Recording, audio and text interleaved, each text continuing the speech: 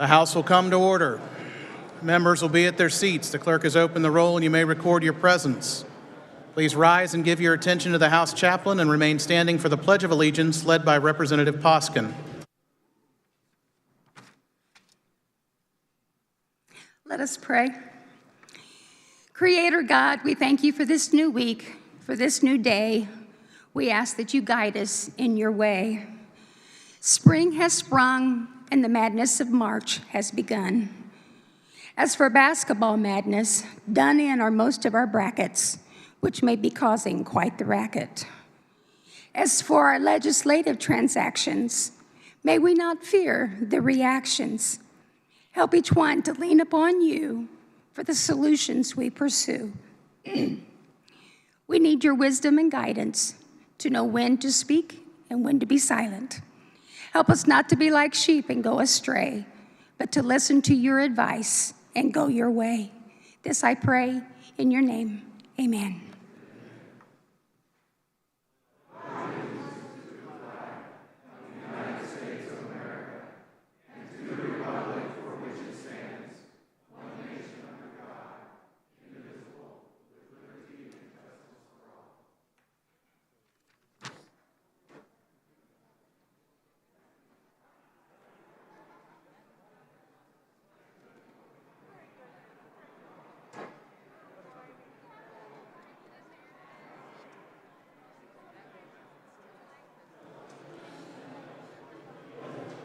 Have all members had an opportunity to record their presence?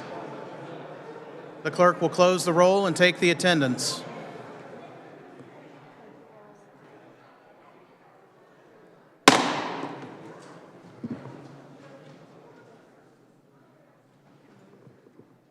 Speaker recognizes the Majority Leader for a motion to accede. Thank you, Mr. Speaker. The Senate did not concur in House amendments to Senate Bill 77. I move the House accede to the request of the Senate and that a conference committee be appointed. You've heard the motion. All in favor say aye. Aye. All opposed, nay. The ayes have it. The motion passes. As conferees on the part of the House, the Speaker appoints Representatives Landwehr, Epley, and Parker. Speaker again recognizes the Majority Leader for a motion to accede.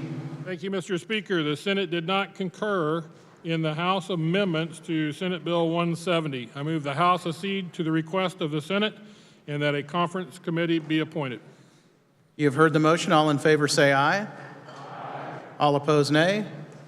The ayes have it. Motion passes. As conferees on the part of the House, the Speaker appoints Representatives Landwehr, Epley, and Parker. For a final motion to accede, the Speaker recognizes the Majority Leader. Thank you, Mr. Speaker. The Senate did not concur in the House amendments to Senate Bill 178.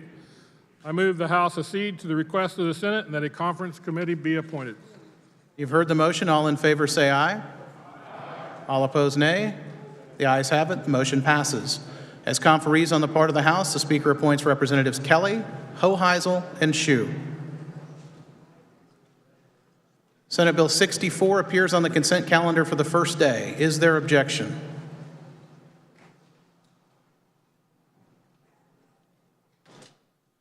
Seeing none, it will remain on the consent calendar for the second day. Speaker recognizes Representative Patton for a motion to concur on House Bill 2078.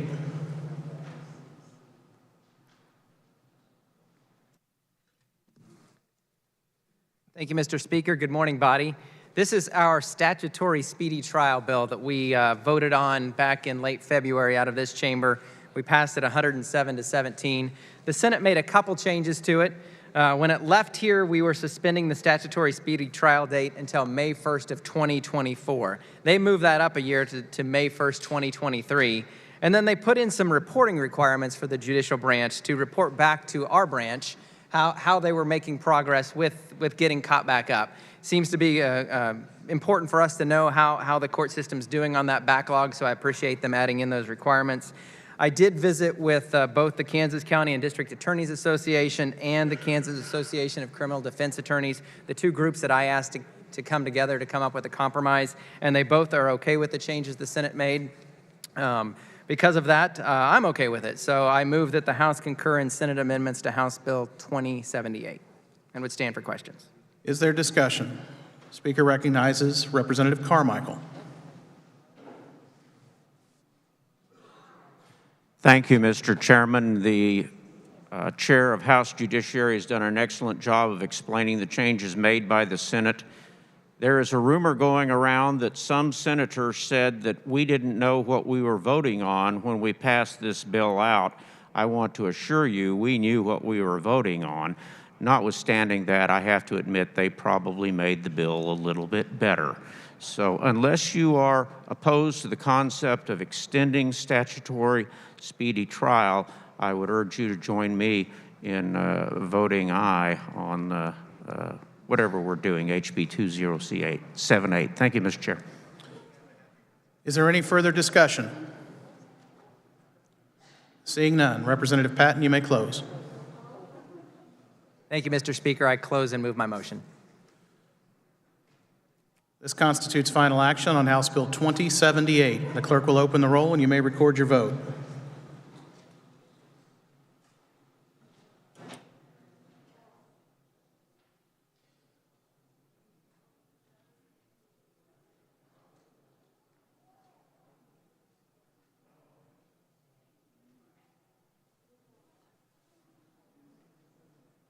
Has every member had an opportunity to record their vote?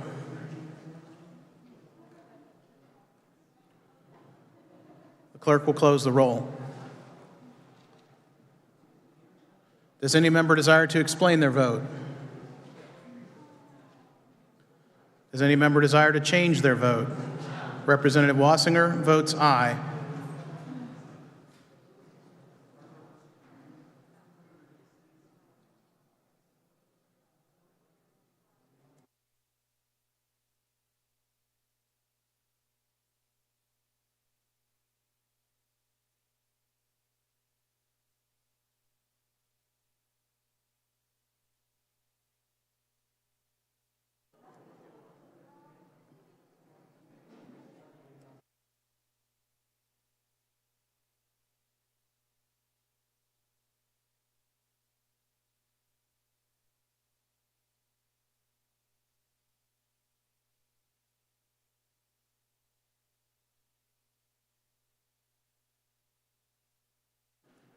Representative Stephen Johnson votes aye.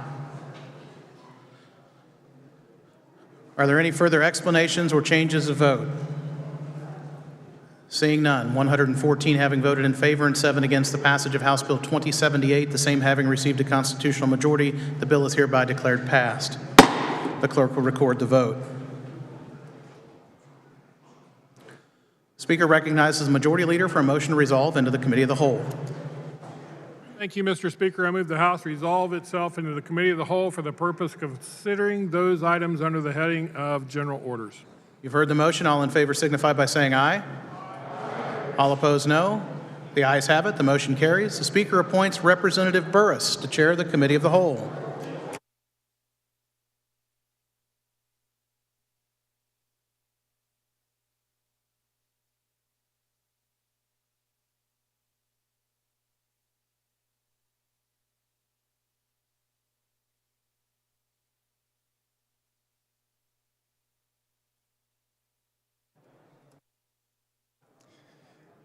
Thank you, body, and good morning. The first item of business is SB 99. For the purpose of carrying SB 99, the chair recognizes Representative Topliker.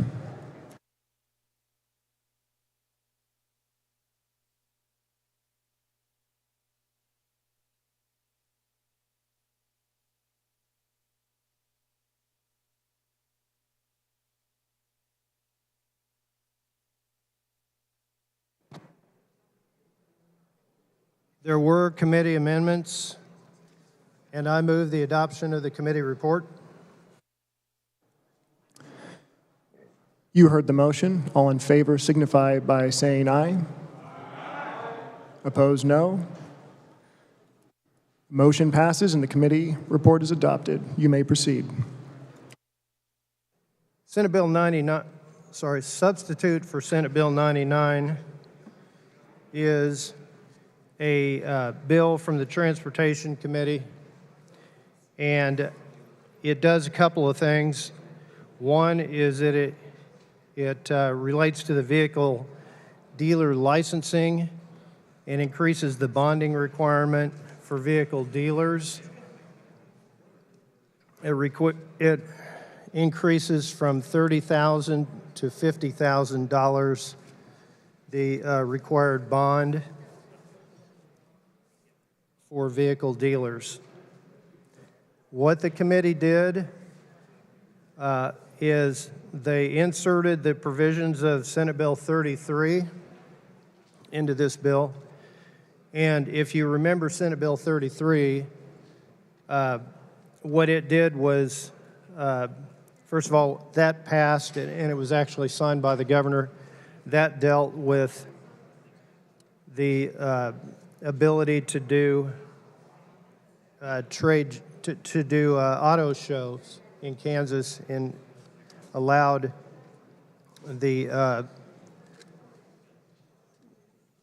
a change in the trade show, the auto show, to Kansas, the Kansas side, and made our statute here in Kansas applicable to the big auto show. And so what we did in the first go-around on Senate Bill 33 was we made it so that it went into effect July 1st on publication of the Kansas statutes. And so what we're doing in this one is, since the show is June 11th on that weekend, we would like to make it on publication in the Kansas Register. So that way this would get done in time and everything would be up to speed and legal. Mr. Chairman, I'll stand for questions. Does any member desire to speak to the bill? The chair recognizes Representative Helgerson to speak to the bill.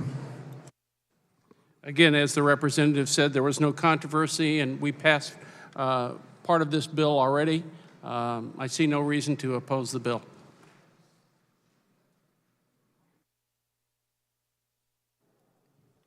Is there further discussion?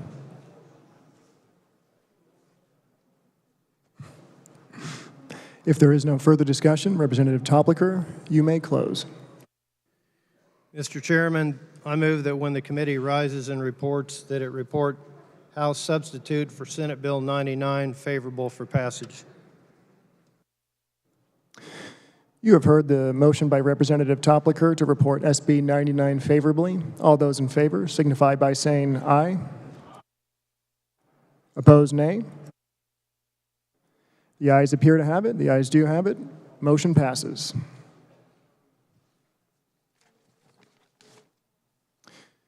The next item of the next item of business is SB 63. For the purposes of carrying SB 63, the chair recognizes Representative Tarwater.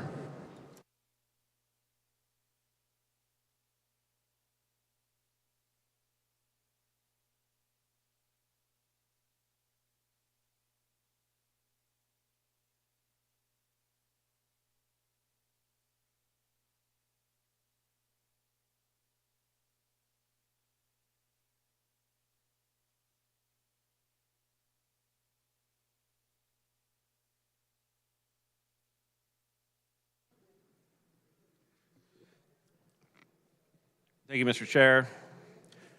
There were amendments, and I move the committee report. You have heard the motion. All in favor signify by saying aye. Opposed, no. Motion passes and the committee report is adopted. Please continue. Thank you, Mr. Chair. Body SB 63 is the new SB 235 from last week. This is the bill that said that all school districts shall offer a full-time option to all students. We did make one important change. This bill is only for the current school year. It does not affect future emergencies. It is also important to note that all the other reasons to call off school still exist. You can still have snow days, etc.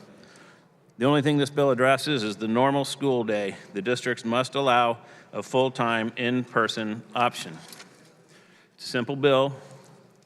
Go back to school for the few weeks that remain in the school year. This bill will not affect most of your school districts. Almost all of your districts are back in person and full-time. The larger districts, schools are mostly in person, but some are still in a hybrid schedule, and one of our largest districts has still yet to go back at all.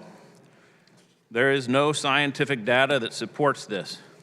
It's time to go back to as normal as we can.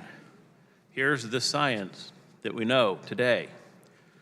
We know that the flu is more dangerous to this demographic than COVID-19.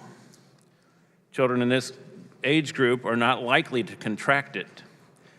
In the rare case that they do, they're asymptomatic usually. They're not likely to spread it to each other or students or adults. By forcing our children to stay at home, we are adversely affecting their mental health. We all know that. We're deteriorating their children's social skills. We're widening the huge education gap that exists between the wealthy families and the families that live in poverty. We're keeping parents, single parents, from finding much needed employment in today's world. We're even causing some parents to leave their young children at home alone because they have to. Most dangerously, we're increasing the likelihood of suicide. Here's the issue. Most of our schools are conforming to the science. They are in person and full-time. The exception are the worst performers that we have. I would add that the private schools in the same exact areas, inner urban core schools, started on August 15th in full-time with no issues. They're in the same exact areas, the same families, same blocks sometimes. When testing was limited to dead people and sick people, the positivity rate is going to be high. We all know that. In no way should that have been a data point. There are a few things to note. This bill does not force kids back to go to school. All this does is give them a choice. The bill is for this year only. CDC is now saying that students do not need the plastic dividers. The science doesn't show that they work. And the science is that they can now be 3 feet apart instead of 6. And if you think about it, 3 feet is about the normal spacing in the classrooms before COVID-19. The 6-foot rule was one of the main reasons for the hybrid model and one of the biggest excuses not to go back to school. With that, I'll leave it for questions, Mr. Chair. Does any member desire to speak to the bill? The chair recognizes Representative Nguyen.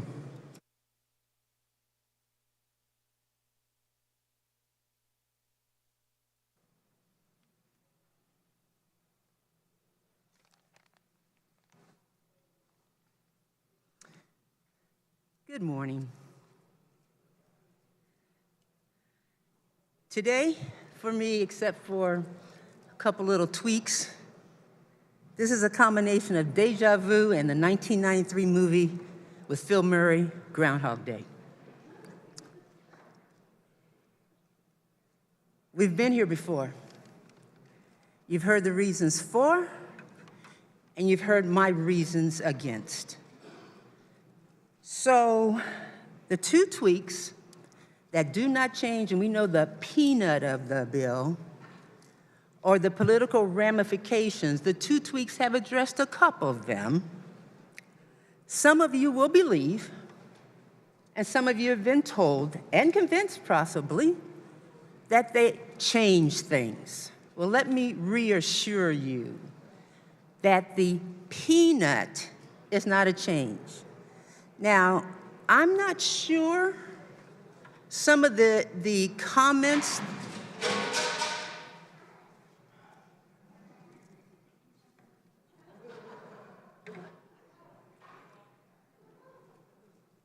You want me to start over? Or should I go back to the comma?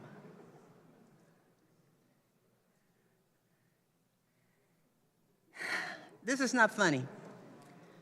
At the end of the day, it crosses into that line of it's either authority or jurisdiction. Now, we have the authority to do anything we want. We have passed some of the worst bills ever. We have stood up here, and I won't name names of folks that said, I know this is illegal, but we have the numbers. So we can do what we want to do. But changing the date from March 26th to March 31st, you do the math. If everything that the gentleman said is correct, and I'm not going down that path anymore, nor am I addressing and taking the bait of some of the negative comments as the lowest, worst performing school district. We've got the printouts. There are others that, and you're not proud of this, are as low performing. Again, why don't we work together on trying to figure out how we improve those scores instead of standing up here and saying, this is the solution? But I've extended that olive branch. I have yet to receive any acceptance. So one change, the date. 26 on a Friday, if you haven't checked your calendars. 31st, 2 or 3 days later. We don't go to school on Saturday and Sunday anyway. The second change, instead of being in perpetuity forever and not addressing any disasters or snow days, the change is for this 2021 school year. Again, some of you will think that's a major change, and it does address the disaster.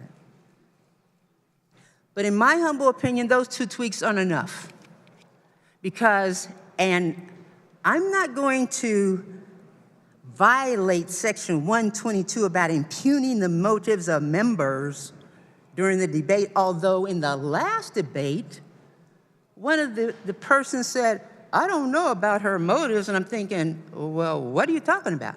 But nevertheless, I'm not going to road. Not my first rodeo. But I don't think the tweaks change the peanut.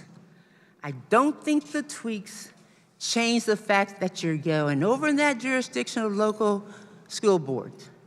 For your information, if it ever means anything, in KCK, the special ed student's been back since October. But on the paper that says to the Kansas Department of Education, we're remote. We brought back the students have low connectivity. There are connectivity issues, and I know some of you people in rural Kansas know about connectivity issues. Well, there are some connectivity deserts in KCK. Surprise, surprise. Those students have been brought in. Those students who are graduating, who are having challenges, have been brought in. So to stand up here and make some of those statements, I'm not going to take the bait. I'm just going to say that regardless who yells the loudest or drops the whatever they dropped, when we vote, I ask that you push red for House Substitute Senate Bill 63. Thank you, Mr. Chair.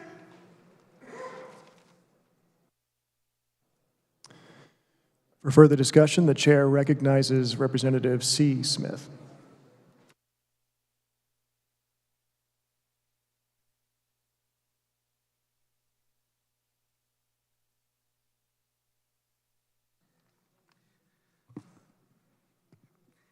Thank you, Mr. Chair.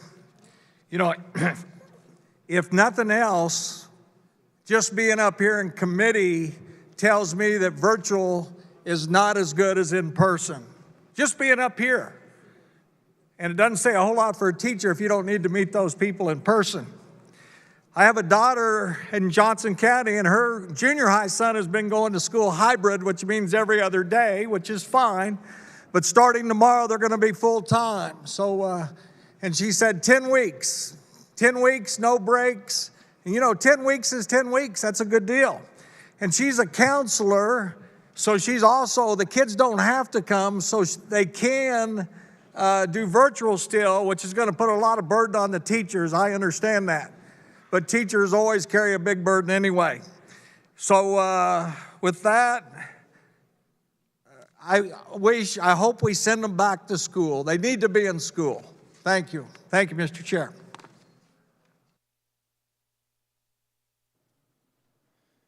To speak to the bill, Chair recognizes Representative Owsley. Thank you, Mr. Chair. Would the carrier of the bill stand for a question?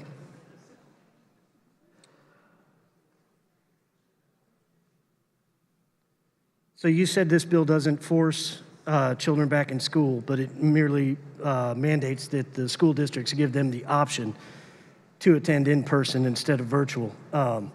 If that choice was made at session, because in the school district I live in, the parents were given a choice at semester to either attend in person or remote learning. So would this bill now give that parent or guardian a choice for March 31st, moving towards the end of the school year, to attend in person, even though they'd already made the decision at semester? Sorry, I missed part of that question. Could you get the meat of it? So Shawnee Mission School District allowed parents or guardians to make the decision at semester to attend remote or in person. And those decisions were made and the dynamics were drawn up accordingly. So if this bill passes, would those parents be able to change their mind come March 31st? I would imagine that would be up to the school board. However, this bill doesn't really address that. All it does is say that it needs to be an option. And so as long as they have the option, and I would imagine that if a school member, if a person decided to send their kids in person, that they would have the right to do that.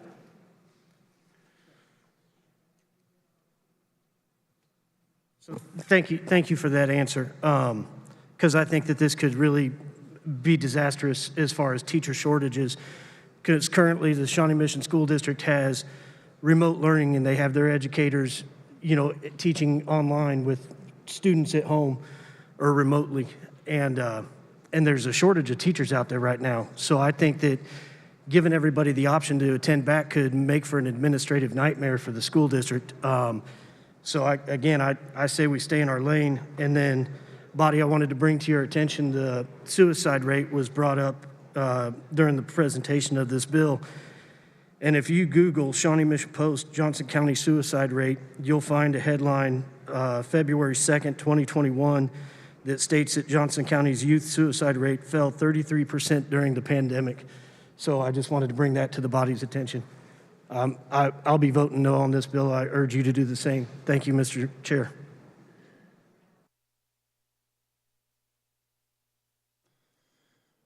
For further discussion, the chair recognizes Representative Clayton. Thank you, Mr. Chair. Would the carrier of the bill stand for a question, please?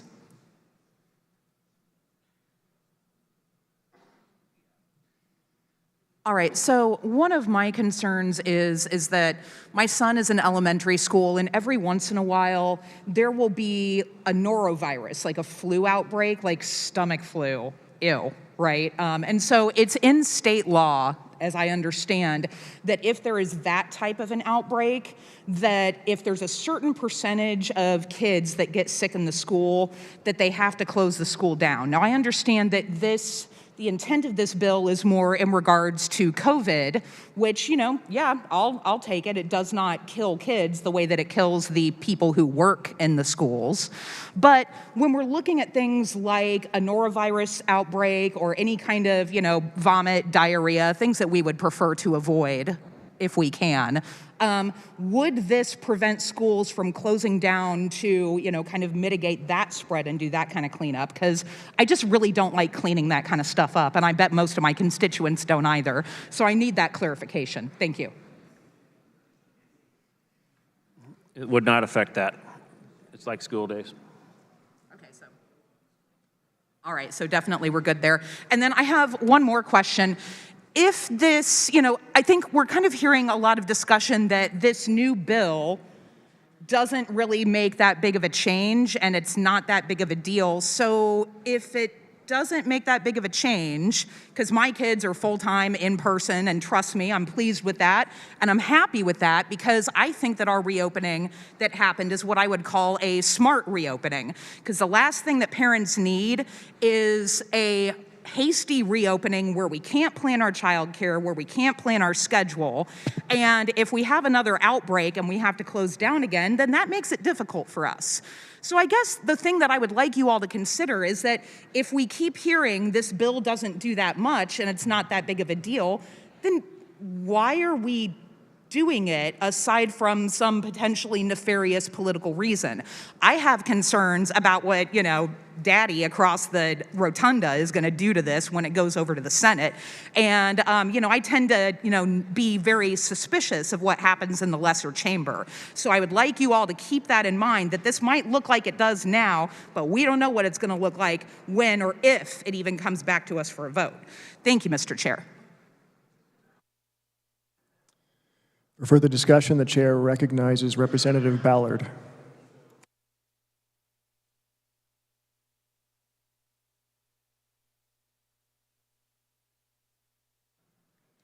Thank you, Mr. Chairman.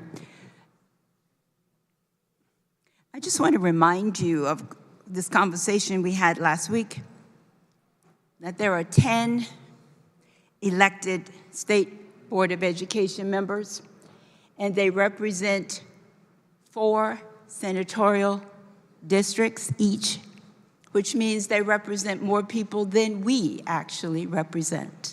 But as I said before, we're elected by the same people. We have our responsibilities. State Board has their responsibilities. And this says we don't trust the State Board of Education to do their jobs. Well, the voters trusted them. They elected them. And I think they have this conversation. In fact, I know they do, about when to close schools, when to open, when sickness may be more than the school can handle, what the principal has to decide, what the teachers have to decide, and what the parents would like to have. And most parents would like to make sure their children are safe, yes, that they are learning, but that they are safe. I will say again, we should let them do their responsibility. And as I said before, stay in our own lane. And that was not to be funny, but that's to say have respect for what other elected officials have to go through and the decisions that they have to make.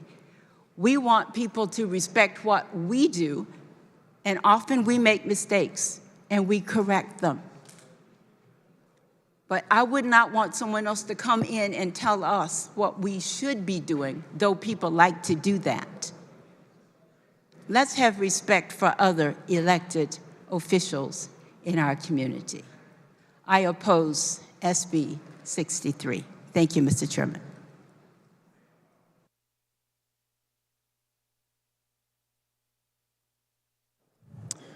If there is no further discussion, Representative Tarwater, you may close.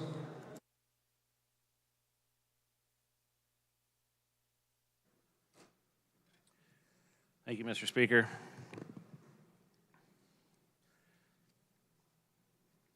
The question was asked, how do we improve test scores? Why do we have to do this? Why don't we focus on the test scores that are so poor?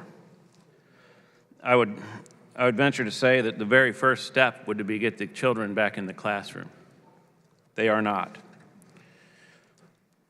It was mentioned that some schools may not be ready for this after a year of this pandemic and after the private schools have proven that it can be done. Here is my experience on this school issue. The Johnson County districts gave their families, each of the districts sent out a questionnaire and allowed their families to choose in-person, hybrid, or virtual. Depending on the district, 75 to 82% chose full-time in-person. Yet the school board somehow were not prepared and they went against the parents. This is despite months of work by the Kansas Department of Education and a report of over 1,000 pages on a plan on how to go back to school. When my local schools announced that they were not going to go back in person, everybody went crazy. And here's the kicker. Somehow my email address got mixed in with the school board's email addresses, and I received thousands of emails to the T, almost 100%. There might be one or two saying, hey, we know you're doing the best you can, but they all wanted their kids back in school. That's how I know. I was notified of all the rallies. I visited at least 10 rallies with hundreds of people, sometimes 600 or 700. All these people, they just wanted their children to be helped. And they were Democrats and Republicans alike. There was really no difference when you talked to them. You couldn't tell where they stood on any other issue, but they wanted their kids back in school. You know what I learned from all this? It doesn't matter what side you're on. It doesn't matter what side of the aisle our families are on. All that matters is the school parents are watching, and they want someone to fight for their children. They want a full-time, in-person option, just like the private schools have. Here's the bottom line. We all, I fight for schools just as much as you guys do up here. And my voting record will prove that. I voted for all the school bills. But occasionally, the school district is on the opposite side as the child, your constituent's child. When that happens, you can bet that I will always take the child's side. And my constituents like that about me. They like that, the Democrats like that about me. And that's why I'm up here, because they know that I'll fight against a powerful school lobby because I'm on their kids' side. I think that's what your constituents would want too, and that's why I ask for your support here. Mr. Chair, I move that when the committee rises and reports, it reports SB 63 favorably for passage as amended. You have heard the motion by Representative Tarwater to report SB 63 favorably. All those in favor signify by saying aye. Aye. All those opposed, no. No. The ayes appear to have it. Is division called? Okay. The ayes appear to have it. Motion passes.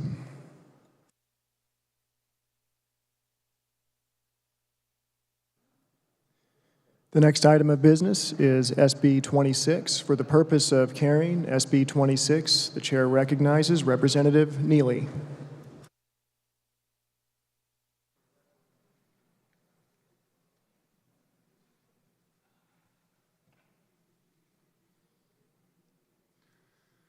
Thank you, Mr. Leader. There were amendments. I move the adoption of the committee report. You have heard the motion. All in favor signify by saying aye. Opposed, no. Motion passes and the committee report is adopted. Please continue. I rise before the body to present House Sub for Senate Bill 26. Senate Bill 26 was introduced by the Senate Committee on Transportation. It was referred to the House Committee on Transportation. The bill includes provisions from SB 26 introduced and SB 29 is introduced. The bill as amended would designate a portion of K7 in Johnson County as the Senator Bud Burke Memorial Highway. This portion to be so designated would be between K10 and West Santa Fe Street. The bill would also designate the portion of US 77 from the western city limits of Blue Rapids to the eastern city limits of the city of Waterville in Marshall County as Corporal Alan E. Oatley and Specialist Gene A. Myers Memorial Highway. The designation of Prairie Parkway would be removed from this portion of US 77. On the K7 portion of the highway, The Senate committee heard proponent testimony by a private citizen and included names of at least 27 other private citizens, current and former officials supporting the bill. I think this can be best represented by one of the daughters' written testimony on their father, Bud Burke. Our father was one of the proudest Kansans I have ever known. He served in the Kansas House of Representatives for over 20 years and thereafter in the Senate. He served as a majority leader, chairman of the Tax Committee, and then president of the Kansas Senate from 1989 to 1996. He also served as president of the National Conference of State Legislatures. He served our country as an Air Force pilot. Then when he returned from the Air Force to run his family's business, he served as a naval aviator in the U.S. Navy Reserves, retiring as a captain. He was a lifelong Kansan and a proud Jayhawk. This dedication to a specific portion of the highway is very fitting, as Senator Burke lived in Leawood and he made many trips on this portion of highway, going to KU to visit his daughters who were attending. He eventually moved to Lawrence, and 2 of his daughters moved back to Leawood. Therefore, his trips on that highway continued. On the dedication of US 77 highway, Corporal Alan E. Oatley and Specialist Gene Myers grew up by that portion of that highway to be designated. Both of these heroes died while serving their country in the U.S. Army during the Vietnam War.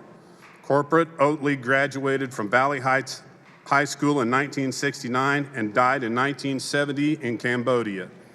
Specialist 4 Myers graduated from Waterville High School in 1966 and died in Vietnam in 1969.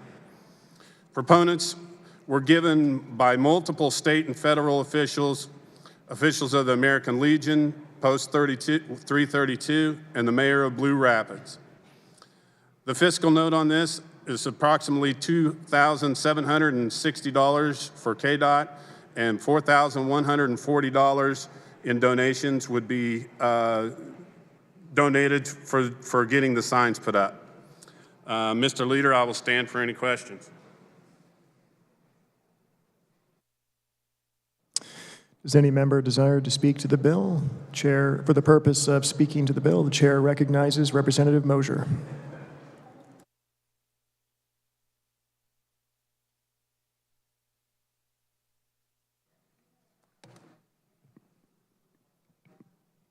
Thank you, Mr. Chairman.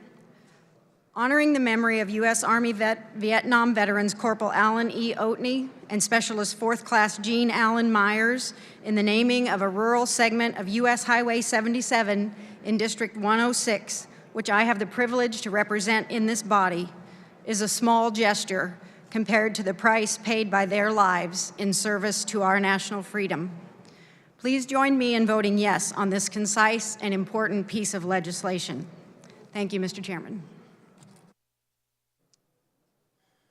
For further discussion on the bill, Chair recognizes Representative Helgerson. You know, these are kind of matter-of-fact type of things where we name pieces of bridges or roads. And I've had the privilege over the last several years to listen to several of them. This time it hit me a little different. First, Bud was a great guy. I served with him, argued with him, but he was fair and honest, and everything that's been said is exactly right. But when I sat back and listened to these families and friends of the military, people that died, I thought about, this is really what's great about Kansas. You know, I can live in any other state, and I sit down on the floor and I hear it. The Republicans and the Democrats argue about, sometimes it's significant issues, sometimes it's about trivial issues.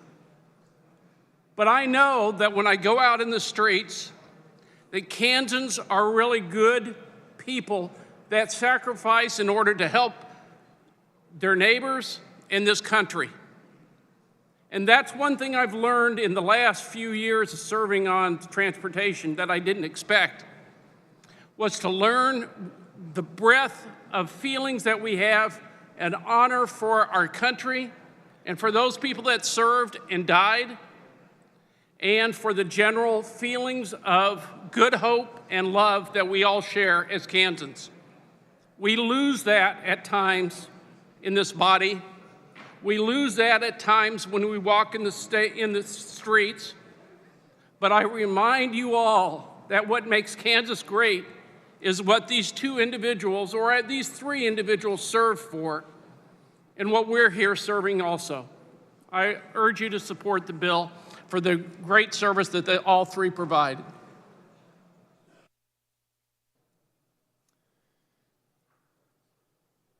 If there is no further discussion, Representative Neely, you may close.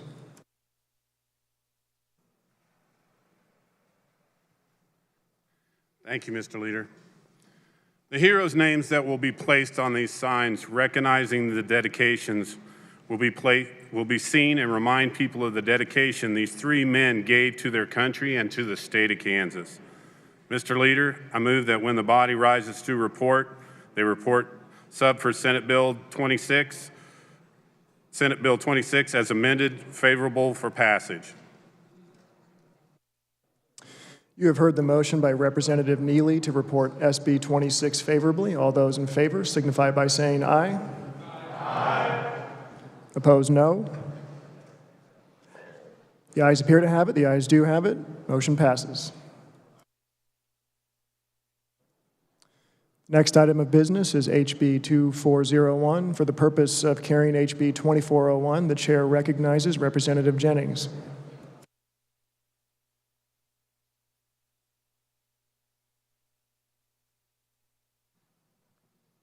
Thank you, Mr. Chairman. There were committee amendments. I move the committee report. You have heard the motion. All in favor signify by saying aye. Opposed, no. Motion passes and the committee report is adopted. Please continue. Thank you, Mr. Chairman. House Bill 2401 provides a framework for the Secretary of Corrections to engage in agreements for public-private partnerships for the purposes of construction or renovation of buildings on Department of Corrections property. The bill would allow the Secretary to enter into agreements with private entities for these projects, would allow the Secretary to establish a 501c3 nonprofit to manage funds that would be raised for these projects. It would exempt the Secretary on these projects from having to adhere to the standard bidding process if 75% of the cost of the project was being paid for with private funds. These projects would be targeted to provide for vocational and technical career education and faith-based programming for inmates. This has come to us as a result of a grassroots effort in the Kansas City metropolitan area where the Metro Kansas City Chamber and philanthropists and business community members came together around justice reform, and particularly with an interest in creating a trained workforce. These centers would train inmates with hard skills and soft skills that would better prepare them to have employment upon their release and provide trained workers for businesses in the area who are having a hard time finding people with the skill sets that they need. With that, I'll stand for questions. Does any member desire to speak to the bill? To speak to the bill, Chair recognizes Representative Heiberger.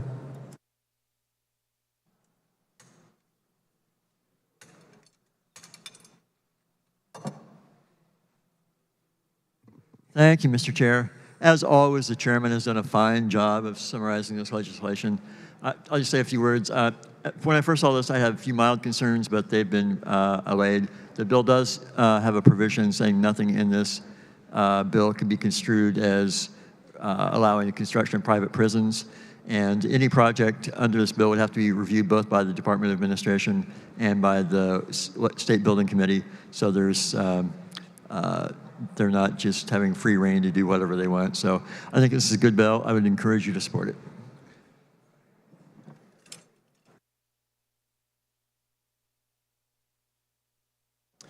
Is there further discussion? If there is no further discussion, Representative Jennings, you may close. Thank you, Mr. Chair. This bill represents something that would be fairly unique nationally, that a public-private partnership would be created to construct buildings that would ultimately be owned by the state to provide these kinds of services to inmates within our institutions. It creates a real possibility for a multiple win situation where the department gains the structures and facilities necessary, the inmates receive the training that will equip them to be successful and reduce the likelihood of reoffending, and the business community would have access to a broader trained workforce. I would ask for your support on House Bill 2401 and move that when the committee rise and report, that it report House Bill 2401 favorably for passage.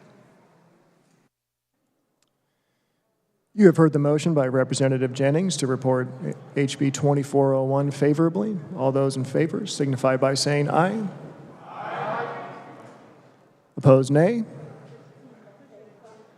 Ayes appear to have it. The ayes do have it. Motion passes. Next item of business is SB 67. For the purpose of carrying SB 67, the chair recognizes Representative Proctor.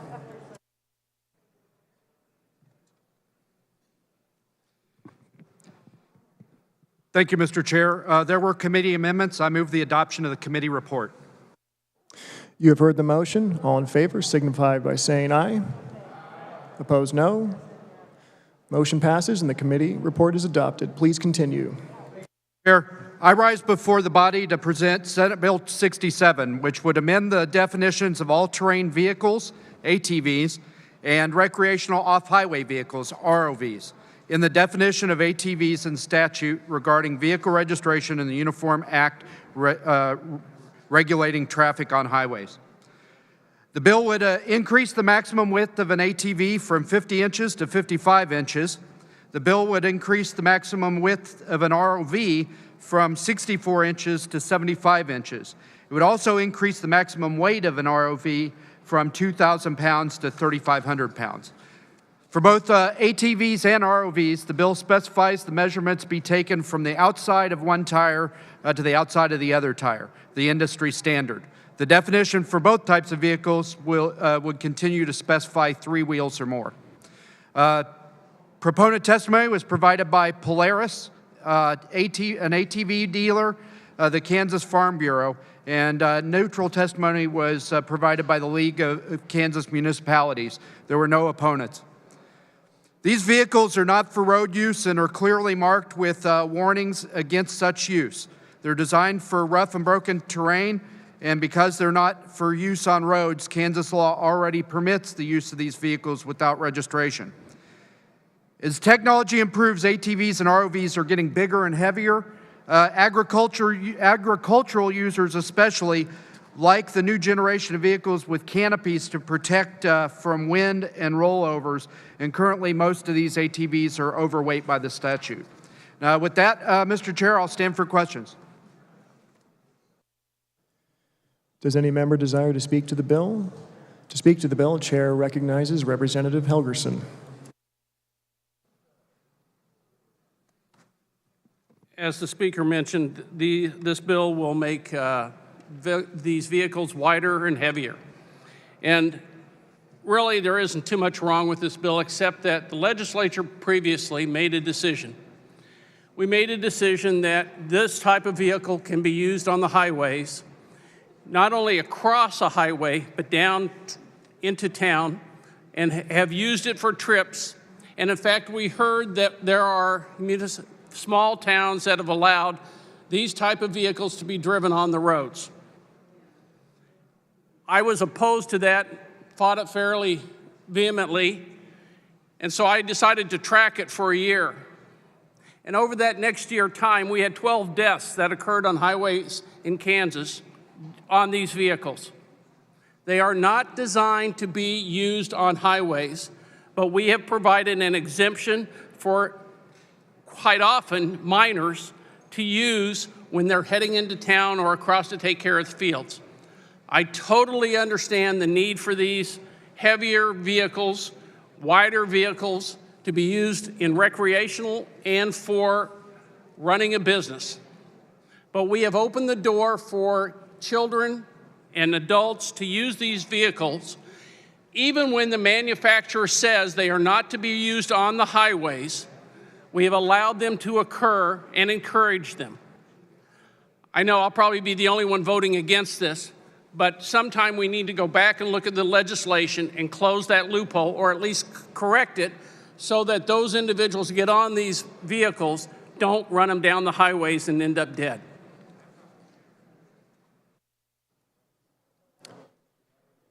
If there is no further discussion, Representative Proctor, you may close. Thank you, Mr. Chair. I agree with the previous representative. I think legislation is needed, but this bill really is silent on that either way, and so the statute doesn't change in the regard of age of use or anything like that. But Mr. Chair, I move that when the body rises to report, it reports Senate Bill 67 favorably for passage. You have heard the motion by Representative Proctor to report SB 67 favorably. All those in favor signify by saying aye. Aye. Opposed, no?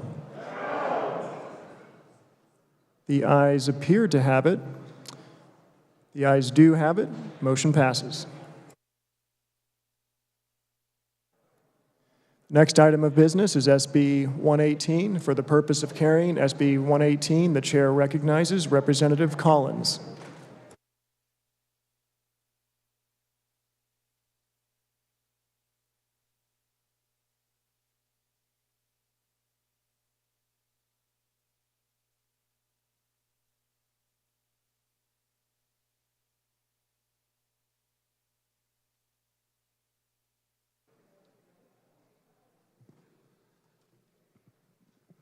Thank you, Mr. Chair. There are no committee amendments on Senate Bill 118. And Senate Bill 118 would establish a procedure which city or counties may assume the powers, responsibilities, and duties of a special district within the city's or county's corporate boundary, or the county's boundary, allow for consolidation of special districts with cities or counties when it is in the best interest of both parties, and if both parties are in agreement.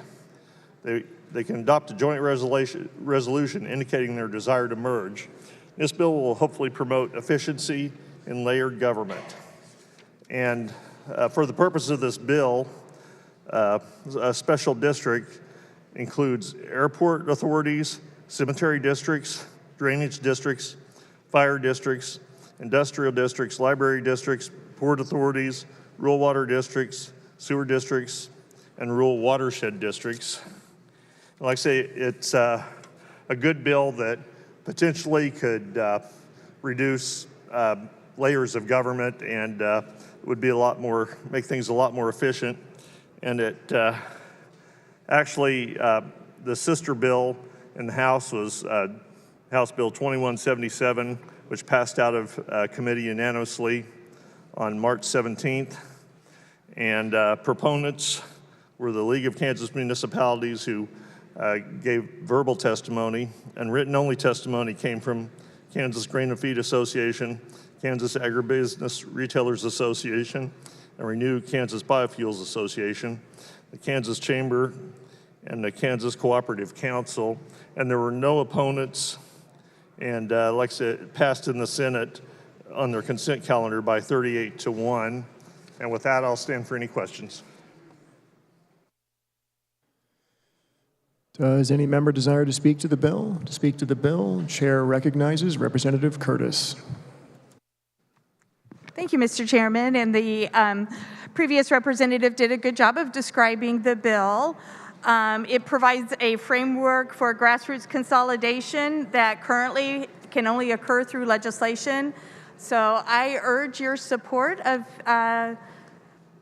Senate Bill 118. Thank you.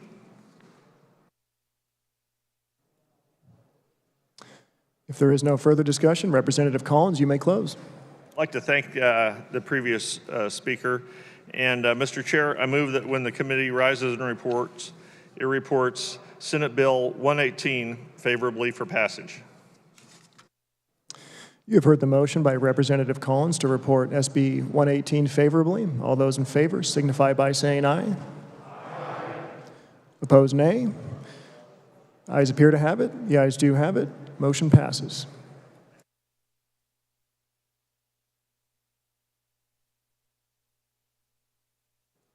The next item of business is SB 95. For the purpose of carrying SB 95, Chair recognizes Representative Minix.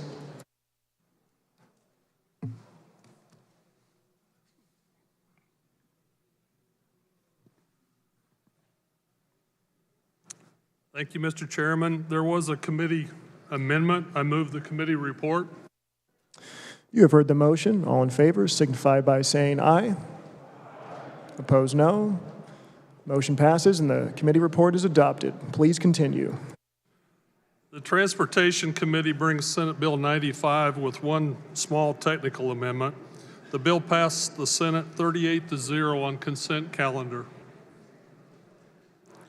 The bill was requested by the Director of Vehicles, Department of Revenue, to conform state law to federal requirements of 49 CFR 580.17.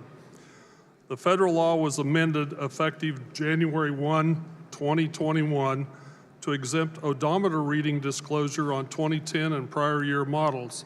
2011 and succeeding models would require odometer reading disclosure until 20 years past the model year. Also, trucks over 16,000 pound gross vehicle weight would be exempt. The Vehicle Services Manager of the Division of Vehicles testified as a proponent. There was no other testimony. The physical note estimate is $2,150 for fiscal year 2022 to modify the vehicle registration system. The effective date is January 1, 2022. I will stand for questions.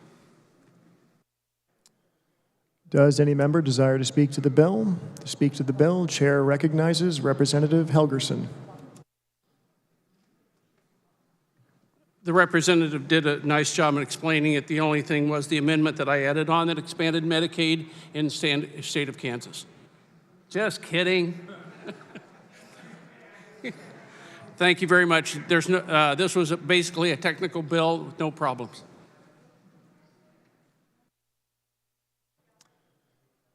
If there is no further discussion, Representative Minix, you may close. Thank you, Mr. Chair. I move that when the committee rises and reports, it reports Senate Bill 95 favorably for passage. You have heard the motion by Representative Minix to report SB 95 favorably. All those in favor signify by saying aye. Opposed, nay. Ayes appear to have it. The ayes do have it. Motion passes.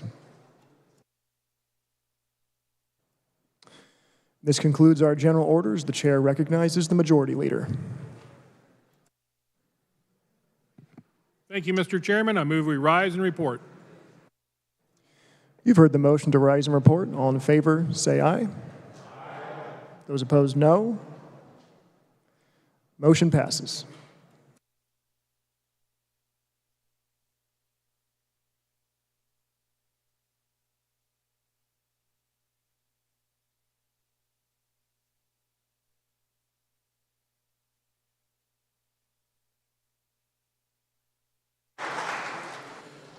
The clerk will read the committee report. Mr. Speaker, your committee of the whole recommends substitute for Senate Bill 99, substitute for Senate Bill 63, substitute for Senate Bill 26, Senate Bill 118 be passed. House Bill 2401 and Senate Bills 67 and 95 be passed as amended. Speaker recognizes Representative Burris for a motion to adopt the committee of the whole report. Thank you, Mr. Speaker. I move that the committee of the whole report be adopted. You've heard the motion to adopt the committee report. All in favor signify by saying aye. Aye. All opposed, nay. The ayes have it. The committee report is adopted. Reports of standing committees. The clerk will read.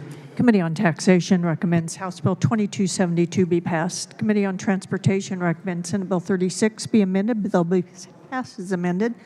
Committee on Judiciary recommends Senate Bill 103 be amended. The bill be passed as amended. Committee on Judiciary recommends Senate Bill 58 be amended. The bill be passed as amended. Committee on Judiciary recommends Senate Bill 107 be amended. The bill be passed as amended. Committee on Judiciary recommends House Bill 2150 be amended and the bill be passed as amended. Committee on Judiciary recommends House Bill 2122 be passed. Committee on Appropriations recommends House Bill 2397 be amended by substituting a new bill to be designated as substitute for House Bill 2397 as follows. An act making concerning appropriations for fiscal years ending June 30, 2021 through June 30, 2024 for state agencies, authorizing certain transfers, capital improvement projects and fees, imposing certain restrictions, limitations, directing or authorizing certain receipts, disbursements, procedures, and acts incidental to the foregoing, and the substitute bill be passed. Are there announcements?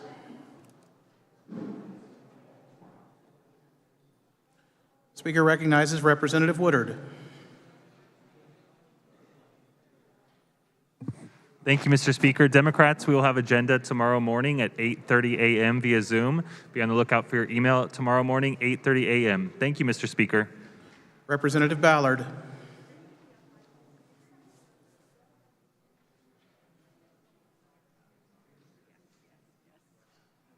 Thank you, Mr. Speaker Pro Tem.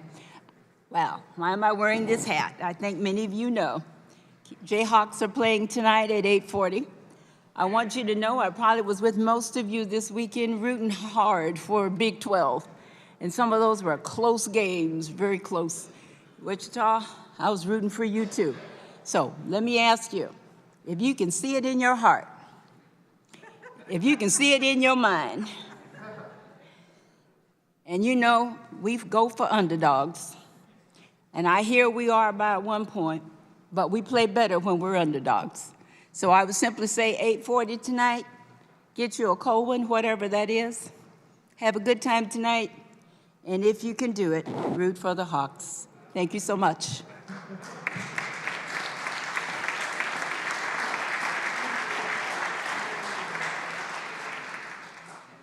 Representative Landwehr.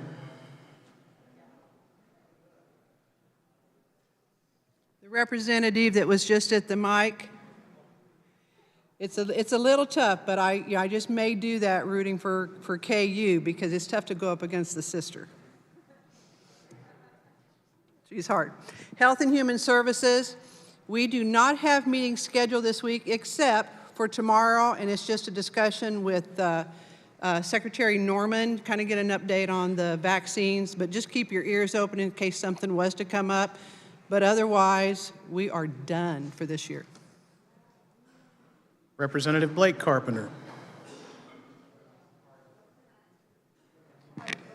Thank you, Mr. Speaker. Body, if you are a chair, vice chair, what have you, I just wanted to come up here and issue a reminder. Please do not collect any monetary donations for your committee assistants. That is still illegal. We have not passed that bill yet. It's over in the Senate right now. So if you want to compensate your OA somehow before we go on first adjournment, what have you, take them out to lunch, buy them a nice set of flowers, chocolates, what have you. Those are de minimis gifts, but do not give them gift cards or anything of monetary value. Thank you, Mr. Speaker. Representative Francis.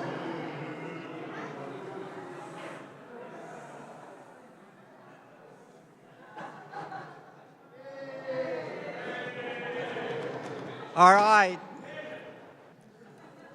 This is going to be a little bit awkward for you if you're on the Transportation and Public Safety Budget Committee, but we have a bill to work. So we will meet at 3:30 today and Wednesday. See you there. Are there any further announcements? Seeing none, Speaker would recognize Majority Leader Hawkins for a motion to adjourn. Thank you, Mr. Speaker. Republicans, we will have calendared tomorrow morning at 8:30 a.m. via WebEx. Mr. Speaker, I move the House adjourn until Tuesday, March 23rd at 11 a.m. You've heard the motion. All in favor signify by saying aye. All opposed, nay. The ayes have it. The House is adjourned.